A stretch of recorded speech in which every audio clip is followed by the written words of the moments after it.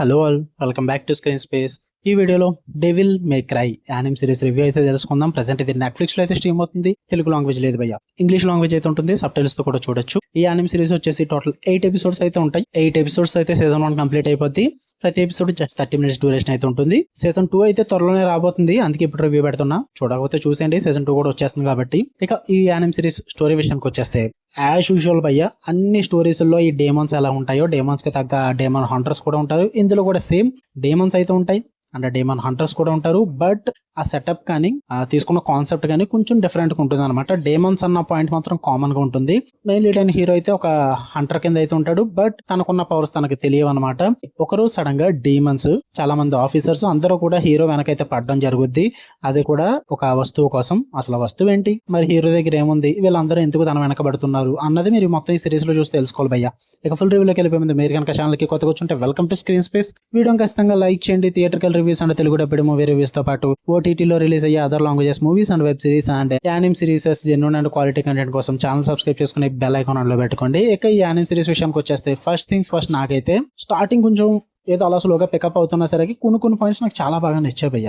One time watchable అని చెప్తా, మరి సూపర్ ఏం కాదు, మంచిగా టైం పాస్ అయితే అవుతుంది భయ్య. పాజిటివ్స్ విషయానికి వచ్చేస్తే క్యారెక్టర్ డెవలప్మెంట్స్ అయితే చాలా బాగా నచ్చాయి నాకు. అంటే ఒకే క్యారెక్టర్ మీద ఇంపార్టెన్స్ ఇవ్వకుండా హీరో క్యారెక్టర్ కానీ, డెవిల్ హంటర్స్ లో ఉండే ఒక హంటర్ క్యారెక్టర్ కానీ, అండ్ మెయిన్ ర్యాబిట్ విలన్ అని చెప్పేసి ఉంటాడు భయ్య, ఆయన క్యారెక్టర్ కానీ, వీళ్ళ క్యారెక్టర్ ఇంట్రొడక్షన్స్ అదిరిపోతాయి. అండ్ వాళ్ళ క్యారెక్టర్ బ్యాక్ స్టోరీస్ సూపర్ గా ఉంటాయి. అవన్నీ కూడా చాలా బాగా ఎలివేట్ చేసి చూపిస్తారన్నమాట. మెయిన్ ఈ క్యారెక్టర్ బ్యాక్ స్టోరీస్ కోసం అయితే ఖచ్చితంగా చూడండి అని చెప్తాను నేను. చాలా బాగా చూపించారు. నాకు ఆ క్యారెక్టర్ ఇంపార్టెన్స్ అన్నది బాగా నచ్చింది. ఉన్న సిరీస్ లో కాకుండా ఇందులో బాగా చూపించారు. నాకు అది బాగా వర్కౌట్ అయింది.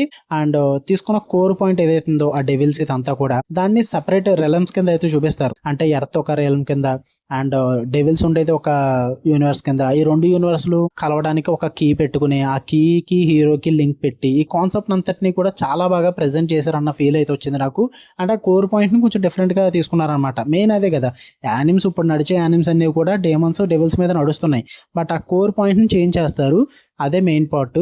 సో ఆ కోర్ పాయింట్ అనేది కొంచెం డిఫరెంట్ గానే అనిపించింది నాకు, పర్లేదు అనిపించింది దాని పరంగా. ఇంకా యానిమ్ విఎఫ్ఎక్స్ కానీ, ఆ వర్క్స్ కానీ, అండ్ ఆ యాక్షన్ బ్లాక్స్ కానీ ఇవన్నీ కూడా బాగానే ఉంటాయి. మంచిగా టైం పాస్ అయితే ఉంటుంది అనమాట మీకు. ఇక నెగిటివ్స్ విషయానికి వచ్చేస్తే ఏముంది, సేమ్ యాజ్ యూజువల్ రొటీనే ఉంటుంది. తెలిసిందే కదా, డెవిల్స్ డేమన్స్ ఇవన్నీ కూడా ఒకేలా ఉంటాయి. ఏంట్రా అంటే జనాలను చంపేయడానికో లేదా ఆక్యుపై చేయడానికో ఇలా ఏదో ఒక రీజన్స్ అంటూ పెట్టుకుంటారు. అవన్నీ కూడా కామన్ గానే ఉంటాయి, కొత్తగా అనిపించవు. అండ్ హీరో క్యారెక్టరైజేషన్ కూడా యాజ్ యూజువల్ గా రొటీన్ గా ఉంటుంది, మరీ డిఫరెంట్ గా అయితే ఏముండదు.